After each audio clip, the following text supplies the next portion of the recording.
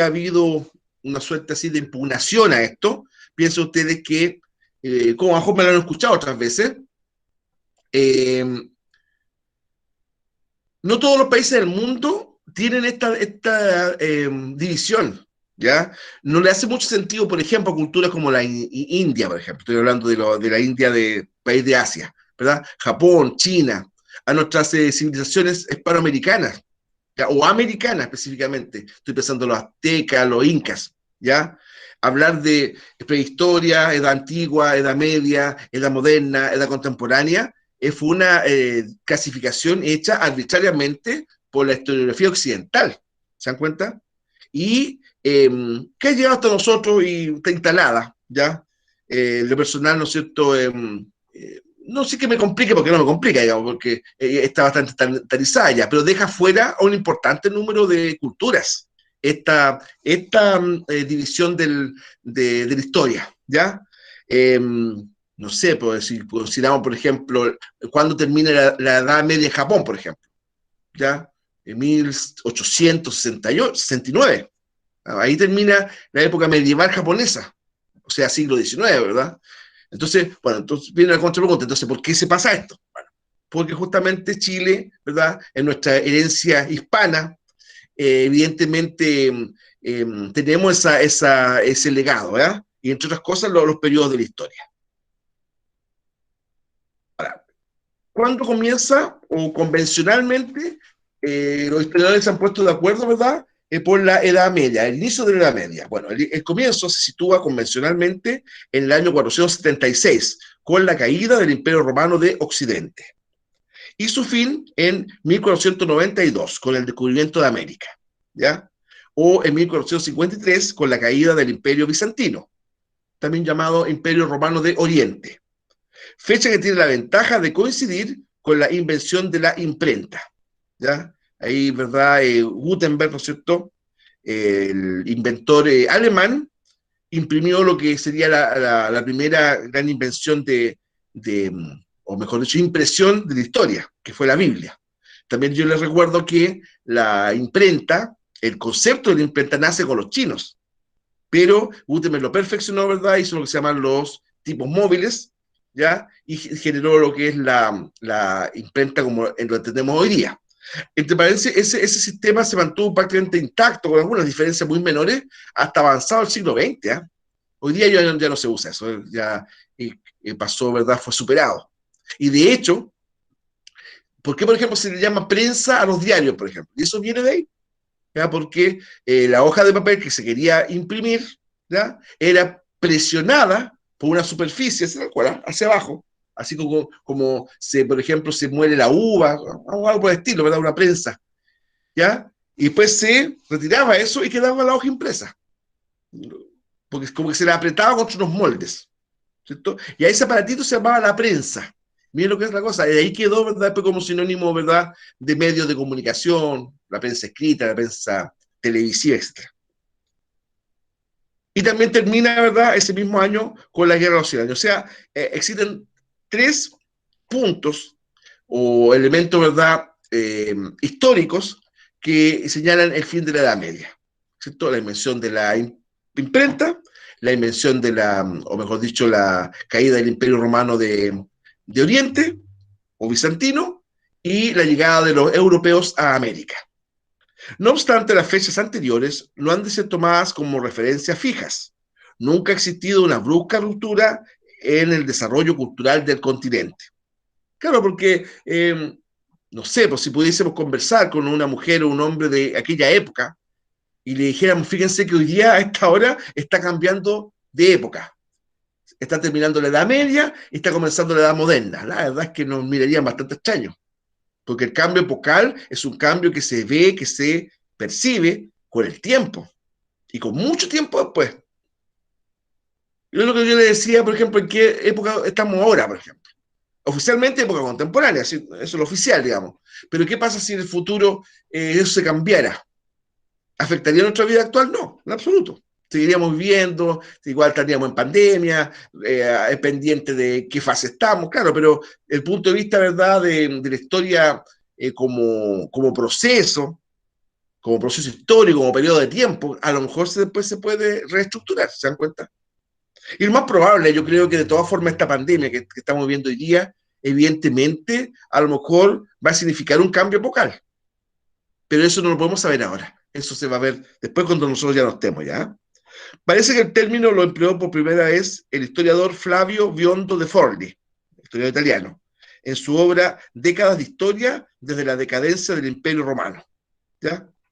Entonces, en esa obra, ¿verdad? Flavio Biondo di Forli, ¿ya? Habló por primera vez de la media. Ahora, ¿qué características tiene la media como un periodo histórico? Por ejemplo, el término, ¿ya?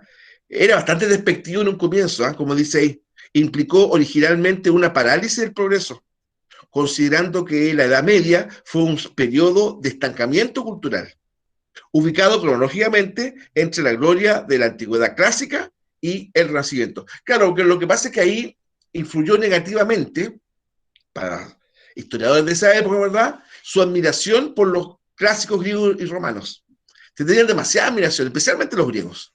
Recuerden ustedes que el que se llamó siglo de oro de Grecia, en torno al gobierno de Pericles, ¿verdad?, este gran estratega griego, entonces que su gobierno floreció en las artes de Atenas, todo eso. Esa generación de artistas, pensadores, matemáticos, científicos en general, no tuvo parangón sino que hasta el Renacimiento. Yo diría que junto a Fidias, junto a Sócrates, junto a Aristóteles, ¿verdad? Podemos situar a Leonardo da Vinci, Miguel Ángel.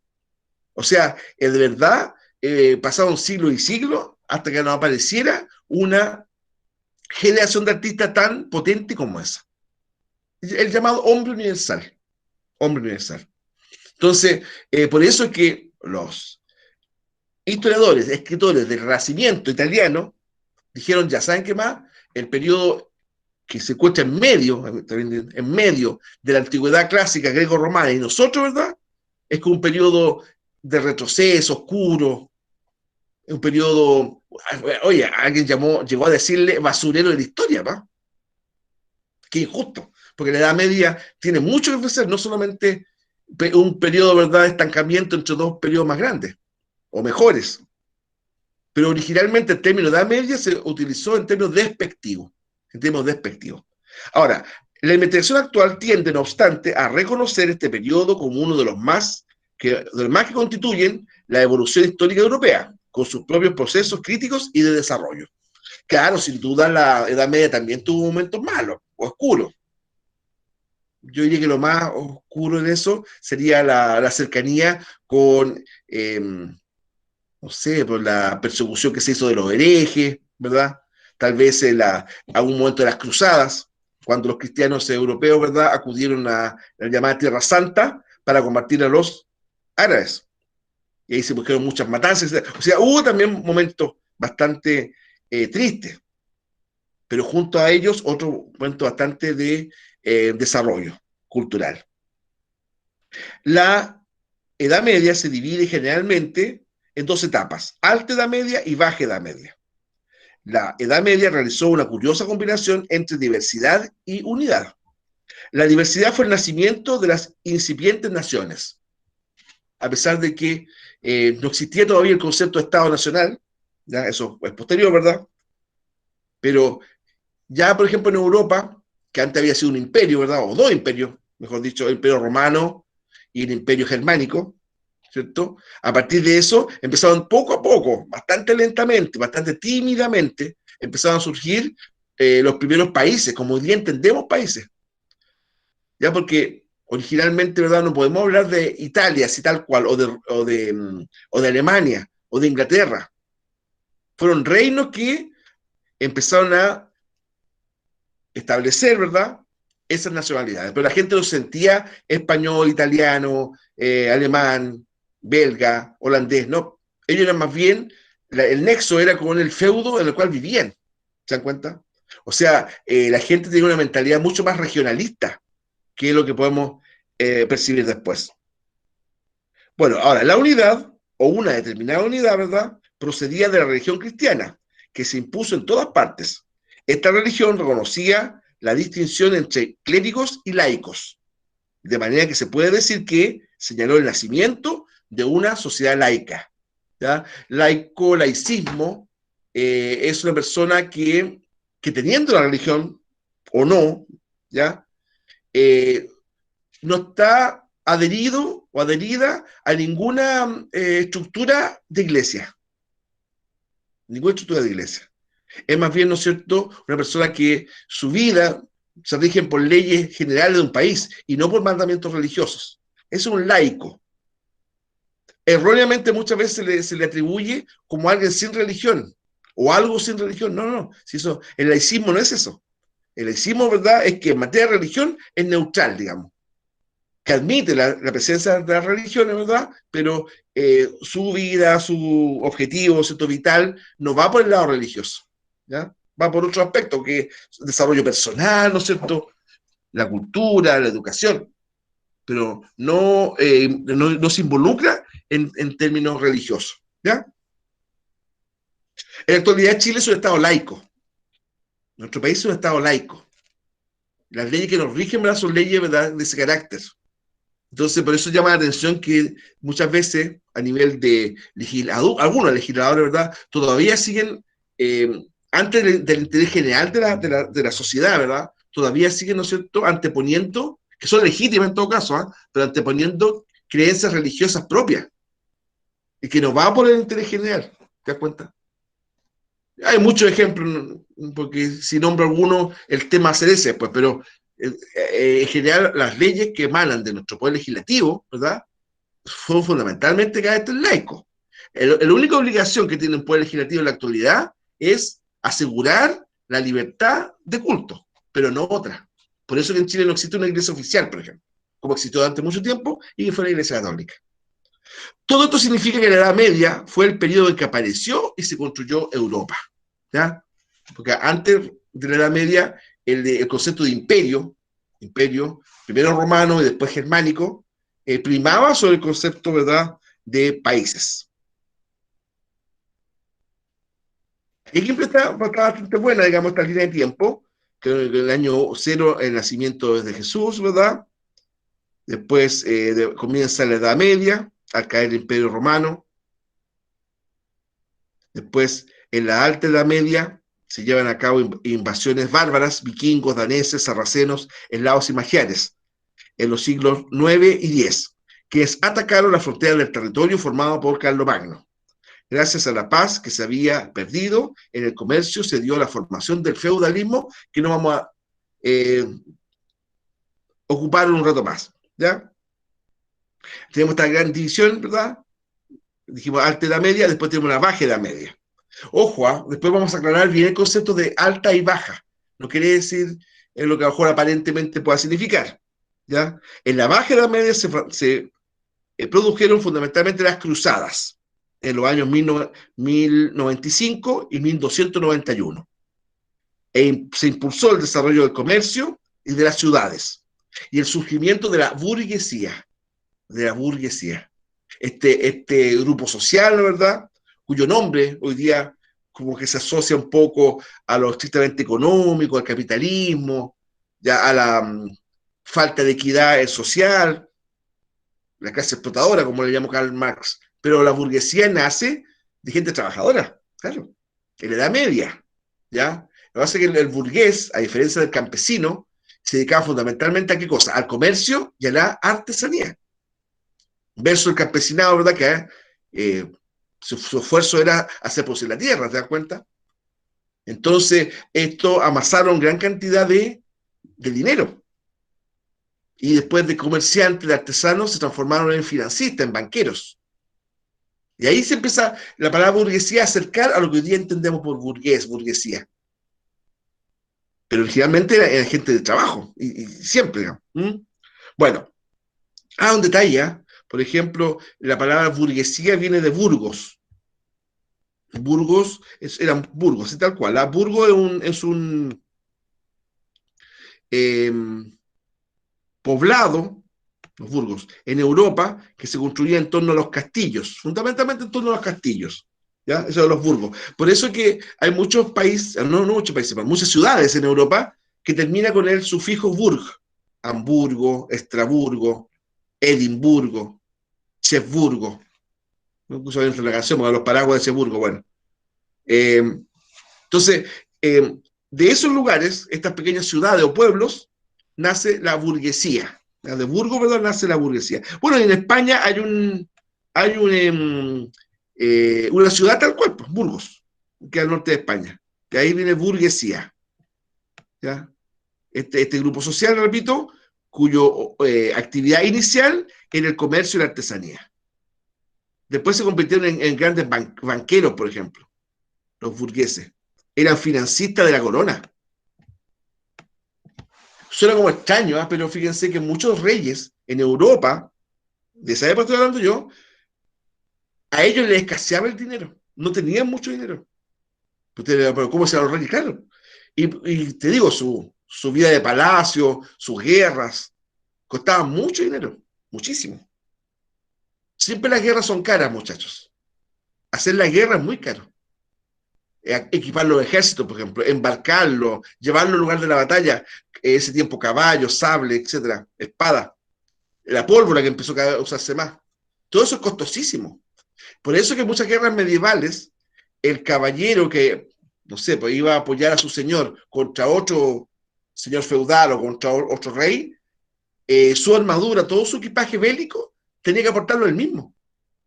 El señor feudal, por ejemplo, o el noble o que lo llevaba, o el rey, por ejemplo, no le aportaban, o muy poco, para su armadura o su cabalgadura, ¿no? Ustedes dirán, pero entonces, pero era un negocio pésimo hacer la guerra. Claro que lo era. ¿Y cómo se cobraban? ¿O cómo lograban recuperar lo invertido? Con el pillaje, con los botines de guerra. Sí, tal cual.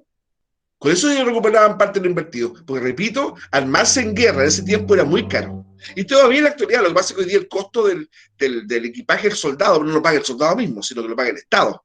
¿Verdad?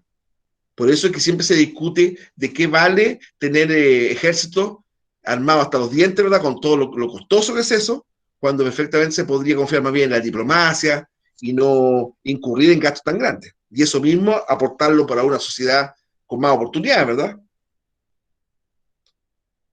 O de repente, bueno, ahora en pandemia los militares han tenido que hacer muchas funciones, pero en tiempo de paz y sin pandemia, también viene la pregunta, bueno, ¿cuál es la actividad de los militares? Debería, y harta, harta. Nuestro ejército, por ejemplo, aporta muchas cosas, o ha aportado muchas cosas en tiempo de paz. ¿Ya? Lo que pasa es que a veces no se difunde mucho. Ya, pero volviendo al tema, ¿ya? La Edad Media se divide en dos grandes periodos o bloques, la Alta Edad Media, Baja Edad Media. Ahí después vamos a dar el significado de cada uno. ¿Ya? Y acá en esta línea de tiempo se señala, ¿verdad?, como término oficial de la Edad Media, cuando los turcos otomanos, liderados por el sultán Mohamed II, atacan y finalmente conquistan la ciudad de Constantinopla en 1453 y se acaba el Imperio Romano de Oriente. Ahí se acaba la Edad Media. Duró 1000 años aproximadamente. ¿Ya? Bueno, dijimos que se dividió en dos tipos o dos periodos, ¿verdad? Aquí vamos a hablar cortísimo de la Alta Edad Media. La Alta Edad Media es el periodo de la historia de Europa y Oriente Medio que comienza en el siglo V y termina entre los siglos IX y X, distinguiéndose así el periodo del siguiente, conocido como Baja Edad Media. Generalmente se admite que comienza en 476, con la deposición del último emperador romano de Occidente, Rómulo Augustulo. Si bien hoy se opta por indicar simplemente al siglo V en sus últimas décadas. Por la misma razón que yo les comentaba antes, es muy difícil entender el cambio epocal con un hecho específico. Ya en el año 476, ¿verdad? El emperador Rómulo Augustulo, que fue a la postre el último emperador de Roma de Occidente, es destronado por el rey Odoacro, de la tribu germánica de los Érulos, que invade Italia. Entre paréntesis, Rómulo Augustulo tenía 14 años cuando se ocurrió. Es un emperador de 14 años, o sea, un niño. Y murió el tiempo después en Nápoles. ¿Ya? Entonces, ahí se considera cuando cae, ¿verdad? No solamente cae Rómulo Augusto, sino que cae la estructura del poder de Roma, que en un momento dado dominó el mundo.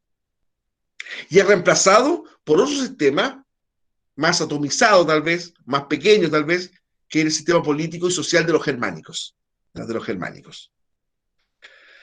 Ya, el final de esta época suele ser situado en el final del siglo IX, con el comienzo de las instituciones feudales, las incursiones vikingas, ¿ya? Y magiares. ¿Ya? Vikingos, bueno, tenemos ahí, ¿verdad? Ahí tenemos los pueblos vikingos que son del norte de Europa, Noruega, Suecia, Finlandia y Dinamarca, ¿ya? Ambos se asumen como herederos de los vikingos.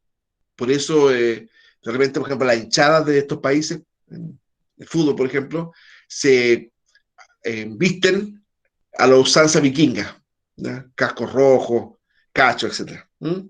Vikingo. Aunque hay, curiosamente, ese guerrero vikingo justamente está desprovisto de esos cuernos tan tradicionales de ellos. Y los magiares fue un pueblo que invadió desde el oriente, invadió Hungría, lo que hoy día, de verdad, es el país de Hungría. La renovación del poder imperial en Oriente con la dinastía Macedonia y la decadencia del califato árabe en España. ¿Ya? El año 711, el jefe árabe Tariq atraviesa el estrecho de Gibraltar, 711, desembarca ahí en Gibraltar y al poco tiempo se esparce por toda la península ibérica conquistándola. Derrota a los visigodos, que era el pueblo germánico que estaba dominando la península ibérica, y se instalan ahí por más de 700 años. Los árabes estuvieron en España, ¿se dan cuenta? Por eso que muchas palabras de origen árabe están presentes hoy día, en nuestro idioma. Almohada, alfajor, alcaparra, ¿ya? Abaco, que era un instrumento de madera que se utilizaba para sumar, ¿verdad? Antiguamente. Álgebra, eso que nos hace sufrir un poco, ¿no es cierto? El álgebra, ¿ya? Ese concepto de álgebra es árabe. Yo también les contaba, ¿verdad?, a sus compañeros de la jornada de la tarde, que uno de los principales productos agrícolas actuales de España son los cítricos. Estoy pensando en las naranjas, estoy pensando en el limón, el pomelo, bueno, la toronja, los cítricos. ¿Ya? Y fueron los árabes que llevaron los cítricos a España. Los árabes, ¿verdad? Entonces, el aporte árabe fue importante, fue muy importante. Y la Alhambra es el palacio o el patio de los leones en Granada, lleno de fuentes, muy bonito, la Alhambra. 700 años, entonces evidentemente, ¿verdad? Ellos tuvieron su importancia en el devenir de la historia de España. Ahora, etapas de la Edad Media, como ya habíamos hablado ya de la Alta Edad Media, aquí estamos en la Baja Edad Media. La Baja Edad Media constituye el último periodo de la Edad Media y comprende los siglos XIV y XV, aunque algunos historiadores sitúan su comienzo en el siglo XI, ¿ya? Negando la existencia del periodo de la plena Edad Media, siglo XI al XIII. Estuvo marcado por la crisis desencadenada por el impacto de la peste negra, iniciada en 1348, y que redujo a la población europea a menos de la mitad. Por eso yo les digo, ¿ya?, que les gustan estos temas, ¿no es cierto?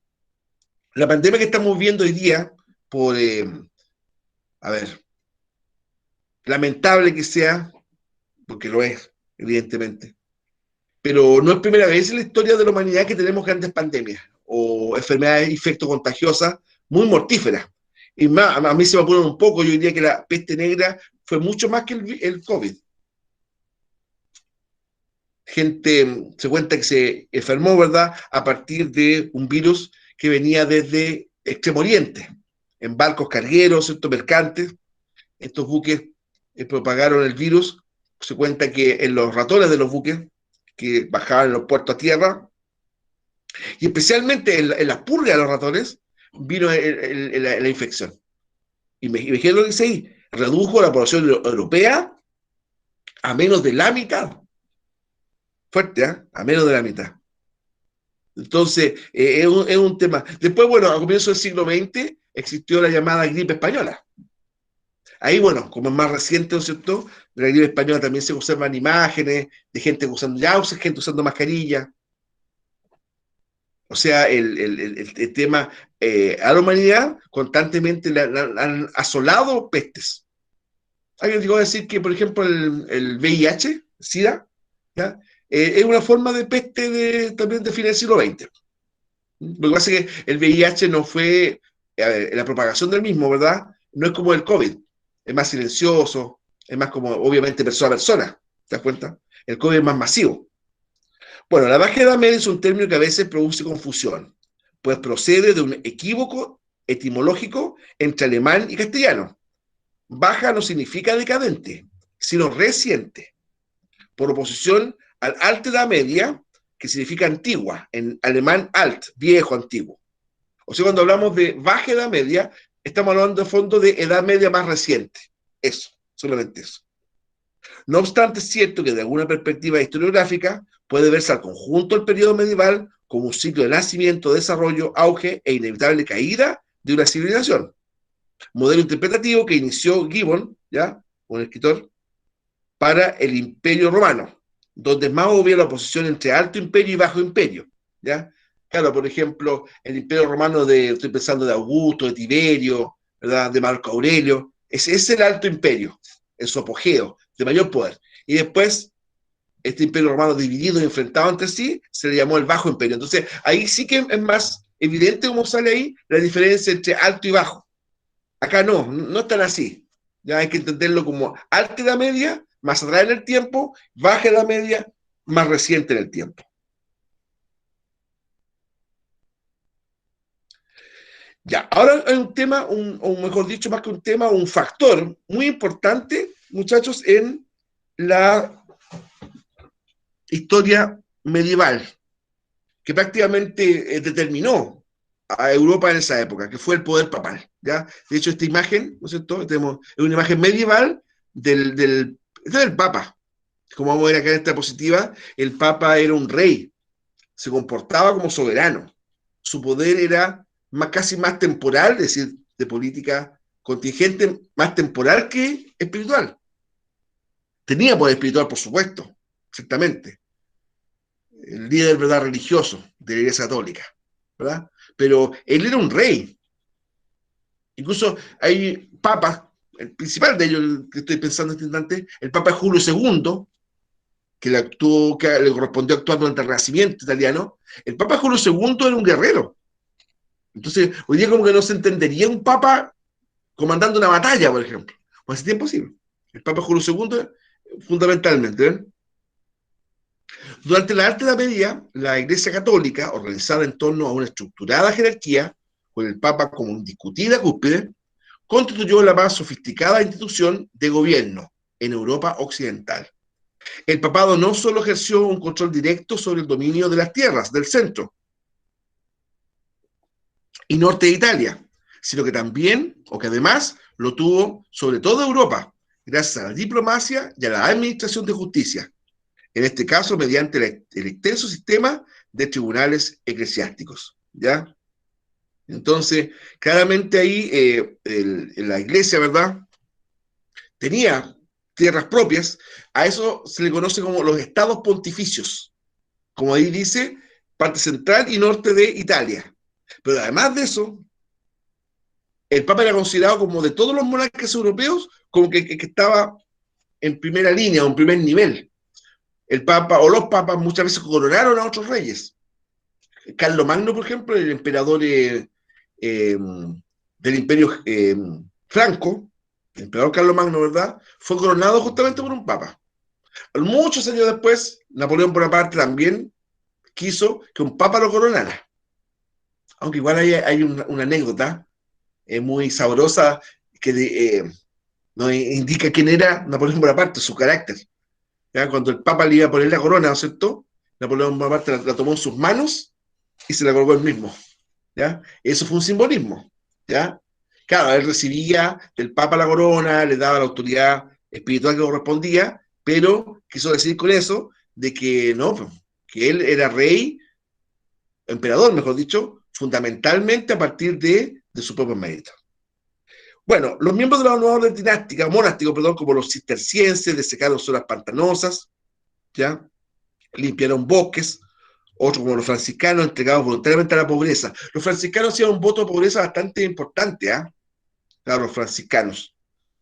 De hecho, por ejemplo, Francisco de Asís, el fundador de ellos, de ahí viene el nombre, él era un hijo de un acaudalado comerciante en telas, y que su padre, el papá de Francisco, quería que su hijo se hiciera la carrera militar. Incluso cuando se estaban produciendo las cruzadas, él le financió toda su carrera militar, incluso sus armas, cabalgadura, todo eso, para que su hijo, ¿verdad?, brillara en esa actividad, ¿ya?, como militar. Pero sin embargo, después, eh, Francisco enferma en una campaña, tiene que regresar a su casa y él está muchos días acostado. Dice que tiene una visión y se levanta y ante la sorpresa de su padre y su familia en general, ¿verdad?, decide que no va a volver a las cruzadas, sino que va de ahora en adelante a convertirse en monje. Y no solamente en monje, porque muchos aristócratas, ¿verdad?, eran curas. No, él quería ser monje pobre, practicar la pobreza como lo había dicho Jesús en el Evangelio. A todo esto su papá lo desheredó, ¿eh? Incluso después hasta lo desconoció como hijo. Y no, incluso una de sus primeras campañas que hizo Francisco así me refiero, fue recolectar piedras para construir una iglesia en el pueblo. Y él pasaba pidiendo piedras. Miren, o sea, no pedía ni comida ni dinero, sino que pedía piedras. E hizo, de hecho esa iglesia está, existe todavía. La iglesia construida, ¿verdad?, por Francisco está. Incluso después él, esto es medio leyenda igual, ¿eh? Había un lobo que asolaba la región de Asís, mataba ganado, atacaba a la gente, etc. Y sin ningún arma o nada, eh, Francisco fue al encuentro de ese lobo, hasta que lo encontró, y le habló, y lo pacificó. Y el lobo nunca más asoló, ¿no es cierto?, la comarca. Por eso es que varias casas de acogida de animales, Quillota funcionaba una ahí en Boco, me parece que no está funcionando. Bueno, se llama así justamente, ¿cierto? De Francisco de Asís, porque siempre se atribuyó un amor especial a los animales. Hablaba con los pájaros, él trataba de hermano lobo, hermana lechuza, ¿ya?, hermana ardilla, etc. Trataba de hermano a los animalitos. Bueno, eso fue Francisco de Asís, fundador de los franciscanos. Bueno, la espiritualidad medieval o alto medieval adoptó un carácter individual, centrada ritualmente en el sacramento de la Eucaristía, ¿ya?, y en la identificación subjetiva y emocional del creyente con el sufrimiento humano de Cristo. La creciente importancia del culto a la Virgen María, actitud desconocida en la Iglesia hasta ese momento, tenía el mismo carácter emotivo. Cuesta asumirlo, ¿eh? Yo repito, yo tengo el más profundo de los respetos por la gente creyente, ¿ya? Porque ser creyente es una opción personal. Yo no, este no es el espacio en esta casi historia para entrar a contradecir la fe. Solamente son elementos que le puedo aportar desde la historia, ¿ya? ¿Qué cosa estoy hablando? El culto a la Virgen María, por ejemplo, no es de los primeros cristianos, es medieval, muchachos. María, Madre de Jesús, ¿verdad?, o Santa María, Madre de Dios, ¿cómo es el rezo? Eso es posterior, es de la Edad Media, incluso en España es casi de cerca de la Edad Moderna, cuando se masifica el culto a la Virgen. Antes no. Los primeros cristianos, ¿verdad? Claro que sabían, ¿no es cierto?, esta imagen de María, pero no tenía un carácter de santidad. No lo tenía. Eso se le agregó en la Edad Media. De hecho, importantes figuras, imágenes de María en los templos españoles era la cara de Isabel la Católica, la reina, queriendo hacer un parangón, ¿verdad?, o una suerte de asimilación de la Madre de Jesús con la reina de España. ¿Te das cuenta? De hecho, ni Jesús, ni María, ni José tenían los rasgos de que aparecen en las imágenes eclesiásticas. Pues estamos hablando de personas que vivieron en un contexto hebreo, ¿verdad? Siglo I. Por lo tanto, hoy día, de hecho, hay judíos rubios de ojos azules, sí, en la actualidad. Pero ese tiempo no. El judío, ¿verdad?, estaba cercano a la raza semita, por lo tanto, es difícil encontrar en ese tiempo un judío con esa característica. Entonces, bueno, ¿por qué entonces las imágenes de la iglesia, ¿verdad?, se pinta a José, a Jesús, a María así? Ah, porque quisieron los europeos identificar en la Sagrada Familia a sí mismo en el fondo. Por eso establecen, ¿verdad? Sin duda, José, María, Jesús, lo más probable es que haya sido gente más bien tirada morena, color morena. ¿Mm? Y no rubio, como lo pintan en muchos credos. ¿Ya? Y repito, este es un aporte desde la historia. ¿Ya? No es afán de cuestionar la fe, porque para nada, la fe es un don, que no todos lo tenemos. Feudalismo es la denominación del sistema político predominante en Europa occidental de los siglos centrales de la Edad Media, décimo y undécimo, y en la Europa oriental durante la Edad Moderna, caracterizado por la descentralización del poder político, al basarse en la difusión del poder desde la cúspide, donde en teoría se encontraba el emperador o los reyes, hacia la base donde el poder local se ejercía de manera efectiva, con gran autonomía o independencia, por una aristocracia llamada nobleza, cuyos títulos derivaban de gobernadores del imperio carolingio, es decir, los francos, duques, marqueses, condes, y o tenían otro origen, varones, caballeros, ¿ya? Es decir, el feudalismo fue un sistema político, económico, social, ¿verdad? Que dominó durante la Edad Media, dominó mucho durante la Edad Media, ¿verdad?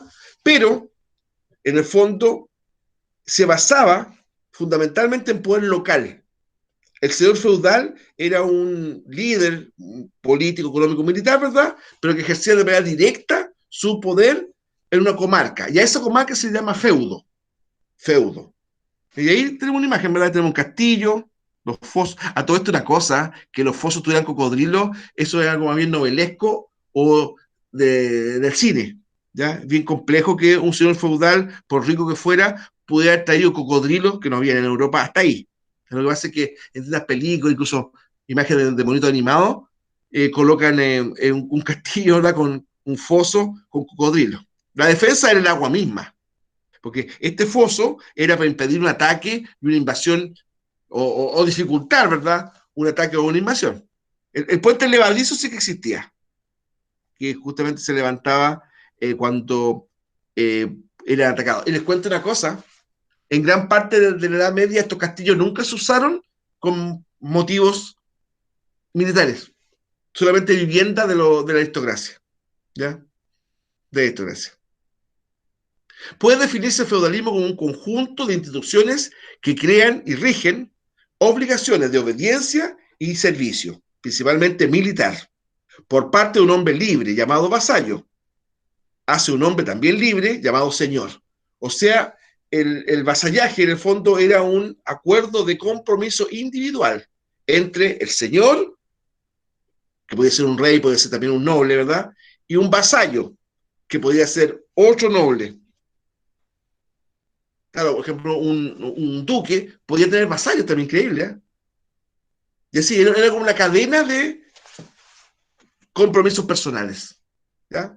Entre el señor y su vasallo. Generalmente se decía que en la cúspide de este sistema de compromisos personales, ¿verdad? Estaba el rey.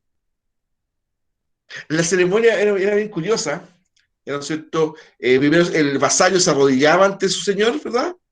Y el señor superior, ¿no es cierto?, que entregaba el feudo, colocaba sus manos primero sobre su cabeza y después sobre sus hombros. Ahí. Y le decía, claro, llama la atención un poquito la terminología, pero hay que darle un contexto político. ¿Eh? El vasallo le decía en latín, tú, después de un rezo, una introducción, tú eres mi hombre, ¿ya? Y el señor le decía, sí, en efecto, yo soy tu hombre. Y eso así que quedaba, establecía esta unión de fidelidad, ¿ya? Que tiene su connotación fundamentalmente militar, económico, judicial, jurídica. Claro, porque cuando si, por ejemplo, un señor entraba en guerra con otro señor o con otro país incluso, todos sus vasallos, por este concepto de fidelidad, querían acompañarlo en la guerra, financiándose su arma, financiando su cabalgadura, sus cabalgaduras, financiando su armamento, su armadura, su equipaje, todo. O si iba a llevar soldados, por ejemplo, el rey o el señor más alto no pagaba eso, ¿no? ¿Quién pagaba eso? El señor feudal. ¿Te das cuenta? Por eso yo decía adelante que la única manera de resarcirse de todos estos gastos, que eran muchos, era mediante el pillaje, mediante el botín de guerra. ¿Ves? Por eso en batalla se mostraban tan fieros para recuperar, entre otras cosas, ¿no? No crean que solamente el interés fue económico, no, no. Pero para recuperar parte de, alguna parte, o sea, todo lo que habían invertido, pero tenían que estar vivos, que es como obvio, ¿verdad? Y segundo lugar, apoderarse de botín del enemigo. Lo cual, eso provocó muchas matanzas, lamentablemente hay que decirlo.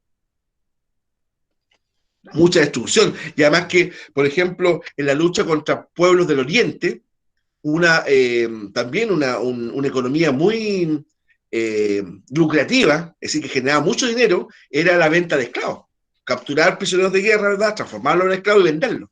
Eso también era bastante utilizado en esa época.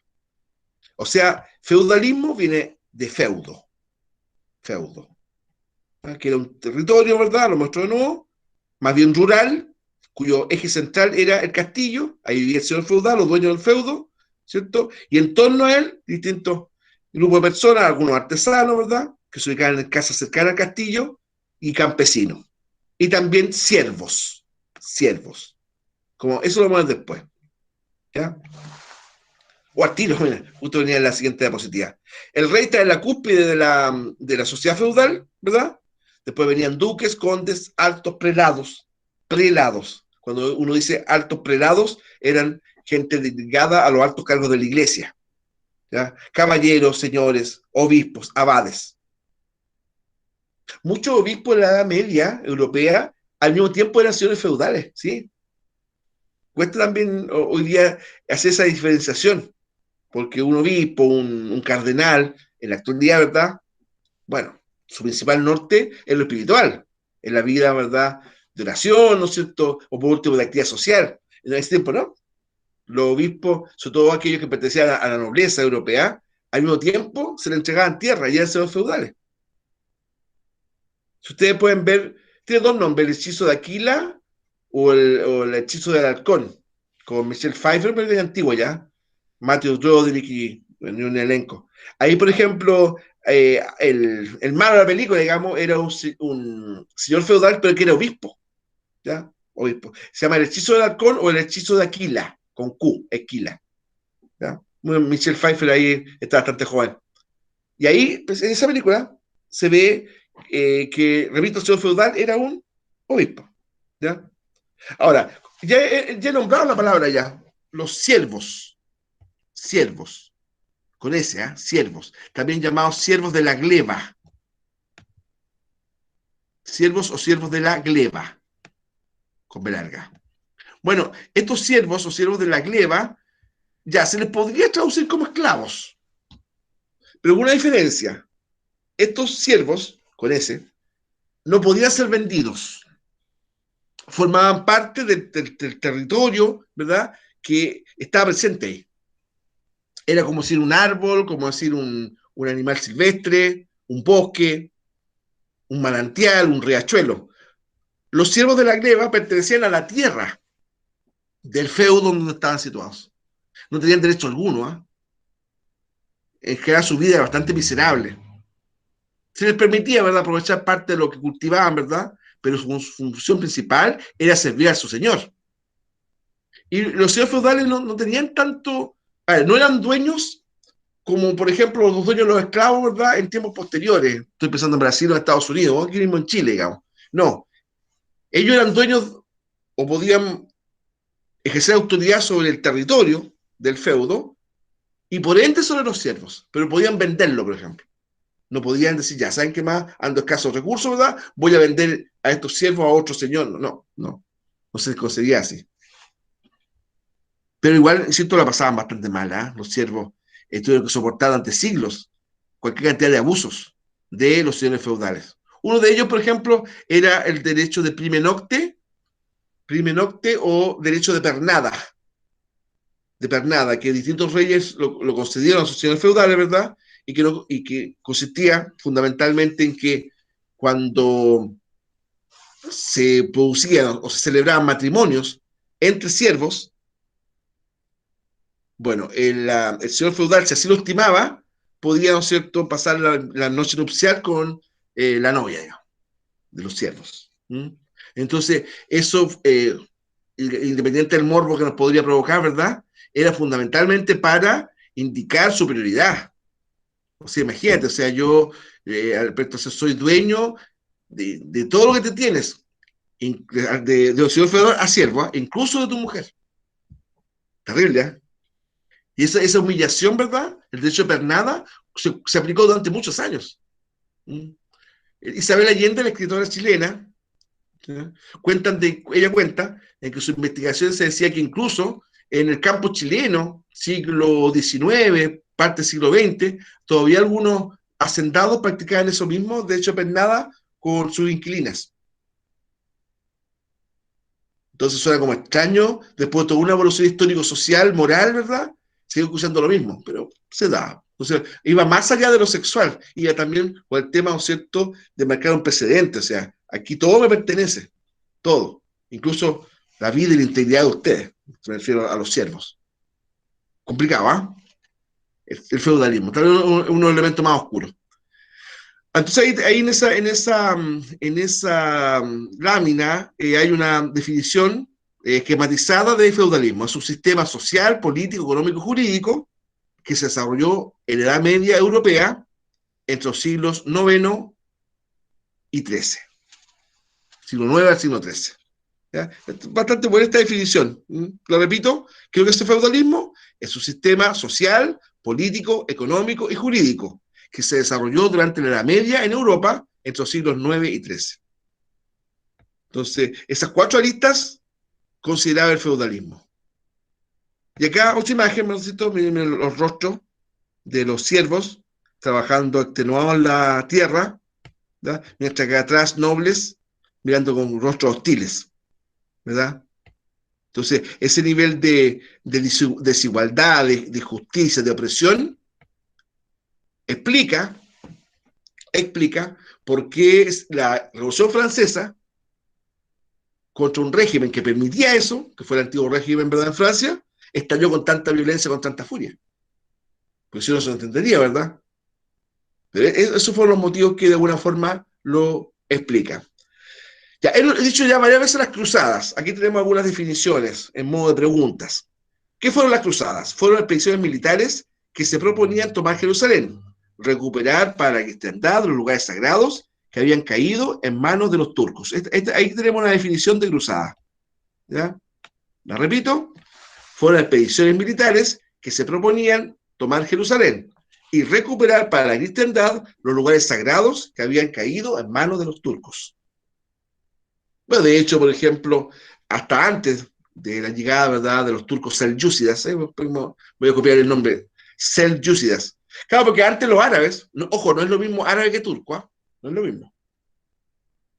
El turco es más bien una nacionalidad que viene más bien de Asia, Asia más extrema, está emparentado con Mongolia, con esa etnia, los turcos originales. Y invaden Oriente Medio y se convierten al musulmanismo o islamismo, pero de una forma más fanática. Los árabes permitían, porque les convenía, la peregrinación de cristianos a los santos lugares.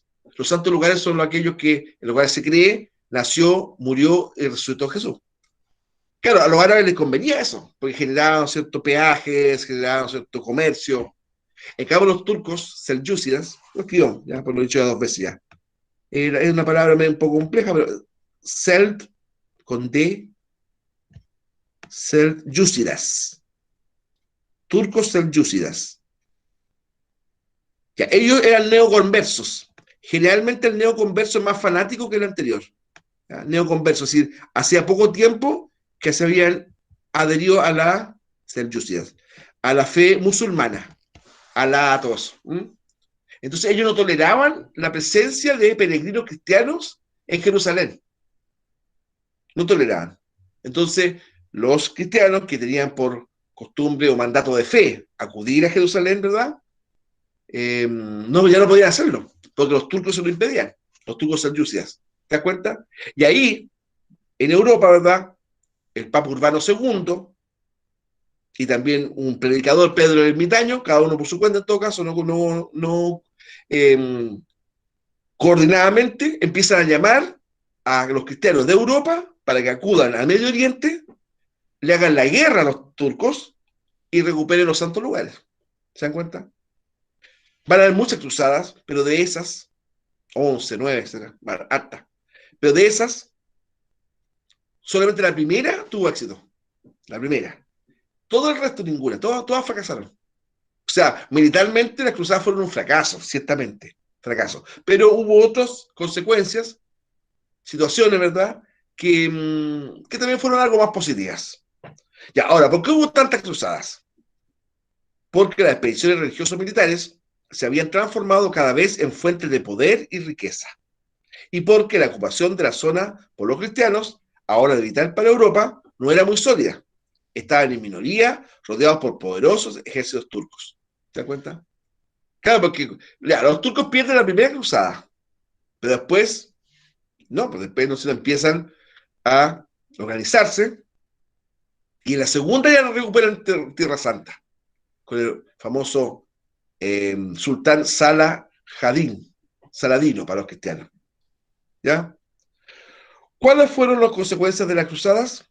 Reiniciaron el contacto cultural y comercial entre Oriente y Occidente. Esto colocó en una posición de mucho poder e influencia a ciudades portuarias y comerciales como en Italia, ¿verdad? Como Génova y Venecia. El poder de la nobleza feudal fuertemente diezmada en las guerras contra los turcos y debilitada por el auge del comercio decayó notablemente. O sea, para los señores feudales europeos, las cruzadas a las cuales ellos participaron de forma tan entusiasta, los debilitó más que los ayudó. La nueva situación favoreció el poder de los mercaderes y de los reyes. ¿Ya? La nobleza guerrera europea se vio muy afligida, muy afligida. ¿Ya? Y los reyes como que se fueron ganando porque pudieron recuperar, ¿verdad? Impensadamente muchos territorios que estaban en manos de estos vasallos que, oye, en teoría le obedecían, pero en la práctica no. Hubo muchos vasallos que incluso se rebelaron contra sus reyes. Ahí tenemos 4 elementos de Tierra Santa y de las cruzadas, ¿no es cierto? Estos caballeros eran los templarios, ¿ah? Los templarios. Ellos en rigor eran monjes, pero que en vez de predicar la palabra de Dios, ¿no es cierto? Y hacer obra de caridad como Francisco de Asís, los, eh, los templarios, ¿verdad? Ellos hacían un voto de obediencia, pobreza, castidad, pero además acudir, ¿no es cierto?, a Tierra Santa, es decir, lo que hoy día es Israel, ¿no es cierto?, para pelear y liberar los santos lugares, los templarios. Después acumularon grandes riquezas y los templarios se hicieron acreedores de muchos reyes. Eso es lo que a la larga implicó su caída. El rey Felipe el Hermoso de Francia, ¿verdad? Los declara hereje, ¿verdad? Y muchos de ellos fueron quemados en la hoguera. ¿Cierto? Acá tenemos un caballero templario cruzado de más de cerca. Por eso usted se fija en la barra de Católica, en el equipo chileno, ¿verdad? En las tribunas, ¿no es cierto? De repente hay unos hinchas que se visten a la usanza cruzada. Claro. Creo que ellos utilizan una cruz azul, pero no roja como la original, pero bueno. ¿Ya? Un ejército cruzado, ¿ya? Y acá soldados musulmanes.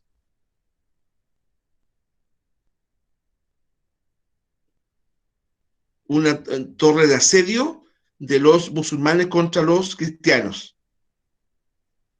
Ahora, ¿cuándo se termina la Edad Media? La toma de Constantinopla por los turcos en 1453 se considera como el comienzo, perdón, como el fin de la Edad Media y el comienzo de la Edad Moderna. Era el fin del Imperio Romano de Oriente, llamado Imperio Bizantino, y sucedió el 29 de mayo de 1453. Más de 1000 años duró este imperio que Constantino inició con la creación de la ciudad de Constantinopla, ¿ya? Como nueva capital, en el 330. Con Constantino XI, como último emperador, el sultán Mohamed II daría la puntilla al milenario imperio, es decir, como la puntilla ahí habría que entenderlo como la última estocada, ¿ya? Y se acaba el imperio bizantino.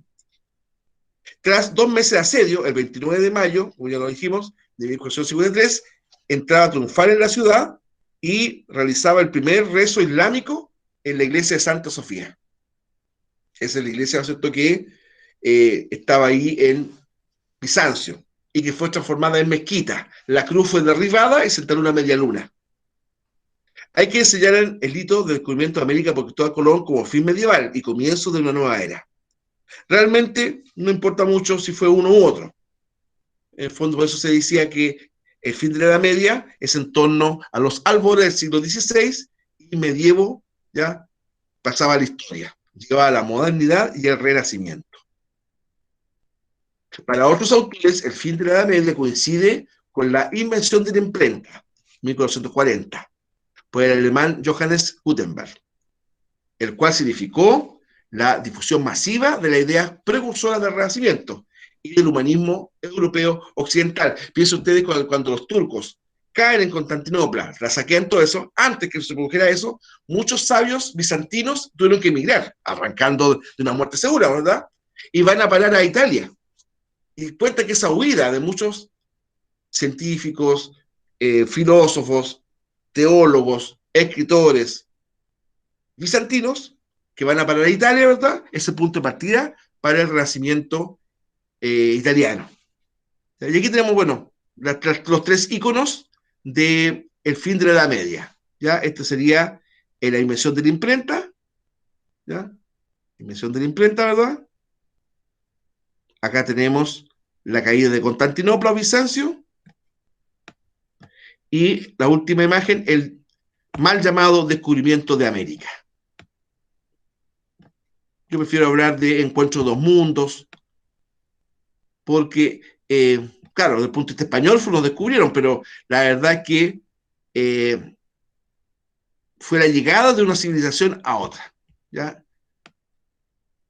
Y de hecho, quien llegó ahí, que, ¿verdad?, encabezó esta expedición, él nunca consideró que había descubierto nada. Si esa es la otra impugnación que se hace a América. ¿Ya? Cristóbal Colón, ¿verdad? Yo creo que si a él le dicen dicho, usted se descubrió de un nuevo continente, su primera reacción fue Pamplina, yo llegué a la India. Porque eso fue su motivación, dar con él la ruta oceánica a la India. Porque Cristóbal Colón, ¿verdad?, decía equivocadamente que se podía llegar a la India por occidente de forma más rápida. O sea, se puede llegar a la India, pero era entre 3 a 4 veces más largo el viaje. Eso lo demostró después la expedición de, de Hernando Magallanes. Y ahí se demostró lo impracticable que era comercialmente hablando, la expedición de Magallanes. 3 años, 5 buques, llegó de vuelta uno solo, 382 hombres partieron la expedición, llegaron 19 de vuelta. O sea, una cosa pero impensable. ¿Eh? Les cuento o un día ya se los conté, parece, que esa expedición se tuvieron que literalmente comer hasta los ratones, lo cual les provocó una enfermedad muy, muy dolorosa, el escorbuto, que es la hinchazón de las encías. ¿No? Terrible, ¿no? Sí, esa expedición de verdad fue una proeza, esos 19 hombres que llegaron de vuelta. En un buque, la Victoria, cosa increíble, la Victoria, que de verdad se estaba cayendo a pedazos. Chicos, aquí les dejamos estas preguntas de reforzamiento. Estas no se envían, ¿verdad? Porque es para justamente reforzar materia, pero le anticipamos que muchas de estas preguntas van a ser tomadas para las llamadas pruebas mensuales. ¿Ya? Las leo, ¿verdad? Cortito, que queda un minutito, ¿no es cierto? Indique los límites históricos de la Edad Media, explique tres características generales de la Edad Media, a qué se denomina Alta Edad Media, a qué se denomina Baja Edad Media. ¿Por qué el término Baja Edad Media, ¿ya?, puede provocar confusión? Acuérdense, ¿verdad?, que al decir Baja Edad Media no estamos hablando de decadencia, estamos hablando de proximidad. ¿Ya? Les doy esa pista para ahí. ¿Qué características tuvo el poder papal durante la Edad Media? Acuérdense que el Papa durante la Edad Media era más bien un rey, un guerrero, un señor. Y ahí, dos preguntas esenciales bastante amigables. Uno, que se entiende por feudalismo, ¿verdad? En el fondo es definir este sistema político-social, ¿no? ¿Verdad? Y describir, por lo menos, 2 o 3 componentes de la sociedad feudal. ¿Ya? Así que yo creo que en esos cuadritos les pueden servir, si no, lo pueden hacer de una manera más amigable o libre en su cuaderno. ¿Ya? Muchachos, compromisos son compromisos. Son las 10:20. Le agradezco su atención y paciencia y soportar el frío, ¿verdad? pero mi clase por el día de hoy llega hasta acá, ¿ya? Así que descansen, ¿no es cierto?